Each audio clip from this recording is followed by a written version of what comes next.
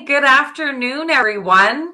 Welcome back. Sorry, we've had a little bit of a, I guess, break in our passion chair interviews.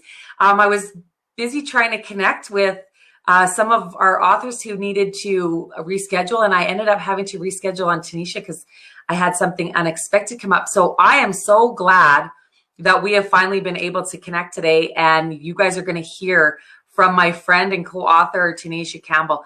You know, she's a new friend of mine, and I'm so excited because you are definitely going to want to listen to what she has to share today, because she is just someone who inspires me in the short time I've known her. Her story's amazing. So make sure that you reach out to Tanisha or myself and get your copy of Broken Trust if you don't have it yet. We'd love to get you connected to it. So welcome, Tanisha. How are you? I'm great. Thank you, Roxanne, for having me in your chair. I love it. The passion chair. Yes. The passion chair is where we draw out and get everyone sharing, you know, what they're passionate about, what they're working towards, and how they're connected to, you know, specifically today to, you know, what brought you to writing in this book, your inspiration, your purpose, and how it connects you to this vision that Rose Young had, and even your connection to Rose. Like, I'd love to hear it. So maybe you could just start off by sharing what inspired you to contribute to Broken Trust, Tanisha. Hi. Okay. So for me, I believe that we all have gone through things in our life. And Rose came to me at the moment after I came out of that dark place. So after I've been strengthened, I've been healed, I've been restored. Then she came to me and said, okay, do you want to share your story? And I said, what do you mean? Because usually you go through stuff and you want to hoard it. You want to keep it so close to yourself. But I'm like, you know what? There's power in what I've gone through. And most times it's not just us alone. If you should ask your neighbor down the street, you can find that there are similar things that they're going through that you have gone through, that you are going through as well. So I believe it was imperative that I share my story with the world, because at this time, people needed hope, and I was able to restore the hope I have so I could share it with others.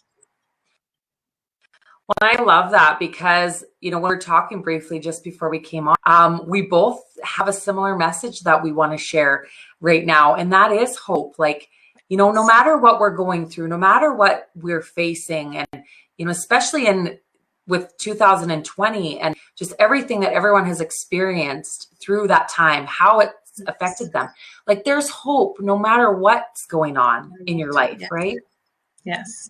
Yes. And you know, my mom, she always says to me, as long as you have life, you have hope.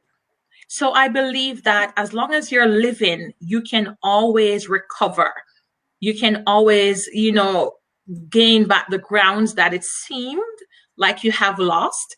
I'm like, it's not over until you're dead. So you're here so you can still reach out and grab and attain to whatever you want to reach. Well, and, you know, my message has been, you know, you're here on purpose for a purpose.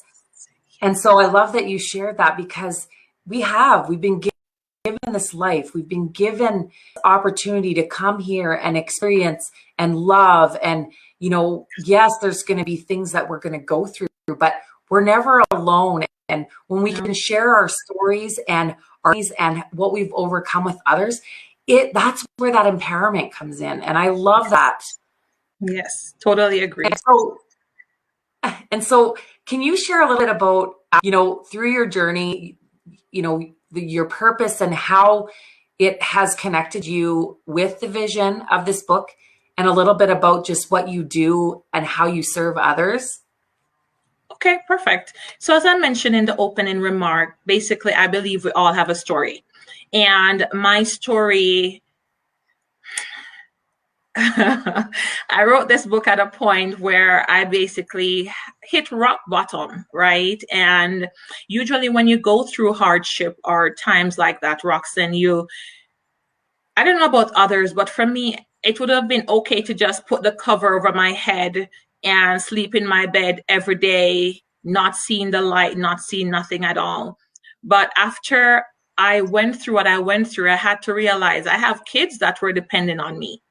And what use is my light if I'm going to just cover it up? Right. So I had to go through, I had to push myself. And with the love of my mom and my kids and everything, I was able to come out of that dark place to where I'm at right now to be able to empower others. In the chapter that I wrote, I was very adamant to let people know, listen, your scars are beautiful, right? The scars, that thing that you think may be so ugly, do not cover it up. There's purpose in that scar. I call them battle wounds. You earned those scars. So therefore you should let them show them off, right? And having gone through and I have my scars to show, I can therefore encourage a brother or a sister to let them know, listen, it is not over until it's over. And in that chapter, I'm all about pulling out the greatness that's within you. Because Roxanne, if you don't believe in yourself, yes, you have other people around you that will believe in you. But if you don't see it for yourself, it makes no sense, right? You're going like, oh, they're just chatting. Yeah, I've heard it before. But unless you actually believe that you deserve to be great, unless you believe that, listen, there's more to your life. Unless you believe it, you will not make that step. So my goal I'm an accountant by profession, but I also started my own online business. And in that business, my aim is to make an impact. My aim is to empower women and anyone, to be honest with you. But I find that sometimes women, we don't have the support that we need, Roxanne, right, to help us pull us to the next level. And let's say in the office space, there's always office politics, so to speak, and usually it's the women fighting against the women. And I wanted to break or shatter that narrative to let people know, listen, we can be united and we can pull each other up. So that's my aim in life as I work on this online space, or even off the online space, is just to empower people to know, listen, you can do it. I did it. You can do it too. So that's it. I love that. And, so much of how, what we both, have found through this journey is that empowerment, wanting to empower others because of where we have been and where we've come from. And, where we see, like, we don't want others to feel that they, have to stay in that dark place, in that, where, whatever they're going through, that, there's people here, and that, I've experienced what you said about that, like always there's, a competition, within women to, like if someone doing something, then it's just like, you feel to do better, or, do something more to, rise up further. But what I love is that what I've learned through this, even writing and having all of our amazing co-authors come on, is, don't look at it as, we're in a competition. Look at it as, imagine what we do when we can come together and shine our lights together brightly, and how much of a bigger impact we can make when we lift each other up, when we, when we inspire and empower each other to always be reaching for, do better and to be better, and to have more, and to experience life in its fullest, what all the beautiful things that life has to offer us. We can, focus on, we're all in this together. It's not one against the other. We can go together and, use our differences to create a stronger bond, because we're all here connected for a reason. And I believe that, like you even shared, everything happens for a reason. There's always something to take from whatever it is that we've gone through. And so I Yes. love that you shared that so much. And I'm so grateful that we've been able to get connected. And, you know, Yes. there's just, you know, you talked about your impact and the difference that you want to make while you're here. And, you know, I feel like there's a legacy that you want to leave for your children and Yes. for other women and for, you know, the future generation. So maybe you can talk a little bit more about that. Okay. So for me, I believe, as you said, in legacy building, and I believe it's important for us to change our mindset. I am fortunate enough to have boys. I'm a mom of two boys, but I also have nieces, and I love kids. And I believe it's important for us, the older generation, to impart wisdom, knowledge, and understanding into our kids, into the next generation, because there's a lot of hateful things out there, unfortunately. And we know that hatred and just being mean it's not that you were born that way. It's something that is taught to you, right? So I wanted to change the narrative by raising my sons. I have a 14-year-old and a 1-year-old, big difference, yes. But I wanted to use my kids to impart love, wisdom, knowledge, understanding, all that good things into them so that they can be the light to their generation. Because the reality is, as I mentioned before, it can be hard out there, right? And I just want a piece of me through my kids because they can reach people I can't. My 14-year-old, he has teenage friends. The baby, he can't even talk yet, but when he gets there, we'll have the conversation, right? But I believe we can plant seeds of hope wherever we go and even through our children. As a single mother of two, the status quo, you hear the statistics, and most time it's a negative one. Oh, no man stays with her. I wonder what she did. Or, right? And the stares, none of that, right? I am a mother of two boys. I am not defined by what you think my status is. And I don't want other single mothers to be ashamed, right, of the fact that, listen, they're mothering children. Yes, the other parents may not be there. Sometimes it could be the spouse died, right? And there are other times that the spouse left or whatever happened. But do not be ashamed of that, because if I'm going to be ashamed of that title, that means I'm ashamed of my kids. And I love my kids, and if I could wear them on like a backpack, I'll wear them, right? So I just wanted to also change that narrative and just let people know. And again, my passion is really for the women. I kid you not, it is for the women, because especially single moms, I want them to live above the status quo, right? And that narrative that you have to work 5, 6, 7 jobs just to provide for your kids. I don't believe in that, right? So I just really want them to dig deep and pull out purpose. And you said, Roxanne, that we're here for a purpose.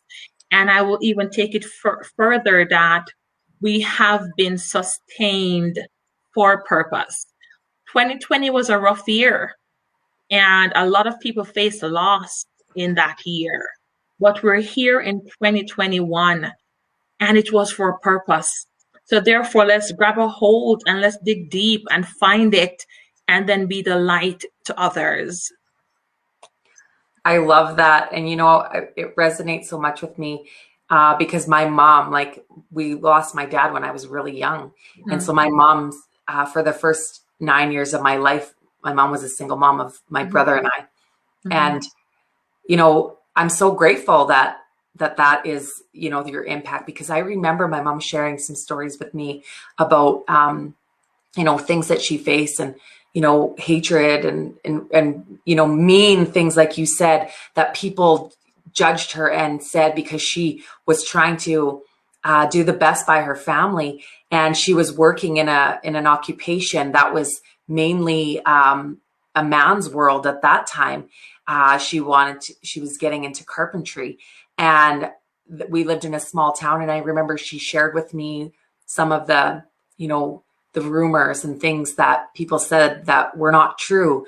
But it was small-minded people who, didn't know her. They didn't know that she had 2 young kids that she was trying to provide a life for. And so I am so grateful that is, the legacy that you're leaving, and that it touches my heart so much because I'm so proud of my mom. I became a strong woman because my mom was a strong woman. Yes. And I just like, oh my goodness, I'm so just, sometimes I have a hard time because it reminds me, through these interviews of, where we've been, but not that we have to focus on what the past is, but to take from the past and make our future better, raise our kids stronger. I have a daughter who is 18 and a son who is 20. And, my legacy that I want to leave for them is so similar as yours. Like, I'm so proud of them. And, I believe that they can do great things and that they have a huge purpose. And you're right. They can reach people that we can't. And so we all have, a mission and a message, but so many people are just living from the outside circumstances of what's going on in their life. But this amazing world, there's so much more to it that we need to go out and we need to dare greatly, and we need to discover how, where we can really make a difference. Mm-hmm. And so I'm so grateful for connecting with you today. Yes, me too. And I love what you said, Roxanne, is like going out there and make a difference. Sometimes we measure making a difference based on the big things. And it's not about the big flashy things. It's about the small things, right? Again, you hear that, oh, your neighbor down the road, I don't know, can't come and shovel their snow, let's say. And all right, because I'm in a semi-detached, okay, I'm gonna shovel mine driveway. Why not shovel theirs as well? Right? It's those small things. It doesn't have to be the cameras and the light. No, the small things do make a difference because you do not know. Even just greeting someone on the road, just a smile, you don't know the impact that can have on someone's life. So do your best to make a difference in whatever positive way you can. I love that. And I don't know if, if you're able to add to that. That was a pretty inspiring, encouraging, empowering message that you just shared. But before I let you go, if you wanted to share, one more message or just build off of what you just shared. For sure. That would be amazing. Thank you so much. I just want to say that, again, speaking about the scars, a lot of us, if we should get burned or bruised, we tend to want to cover that scar, right? But if you cover it, actually, it doesn't heal fast enough, right? It takes it slowly heals. So I'm just saying, whatever you have gone through, it's okay to feel the pain of it. It's okay to mourn the loss of whatever that thing is. And I was saying to my son yesterday, I have to feel this thing first. And I have to cry my ugly cry. And I have to mourn the loss of that thing. But after that, I have to live. So I'm saying to anyone or all that's watching this today that it doesn't matter what you're going through. It's okay to feel it, to mourn it, but also to live.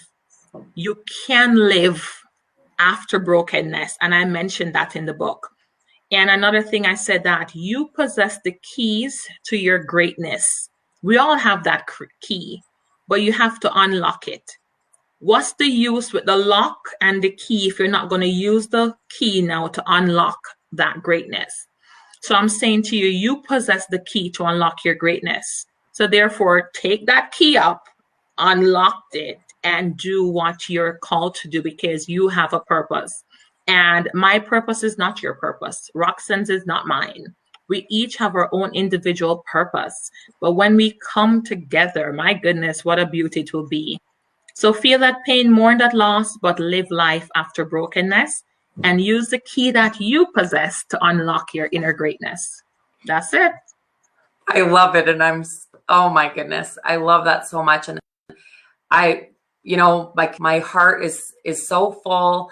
And, it was like I shared with Deborah after her interview, like, I know there's a reason that we all came together and we're connected. And I'm really excited to see where this journey and how we can connect our purpose and our passion and, our unlock that greatness and work together and really make a difference and affect change and leave an impact and really make a difference in this world that is so full of brokenness. Yes, so true.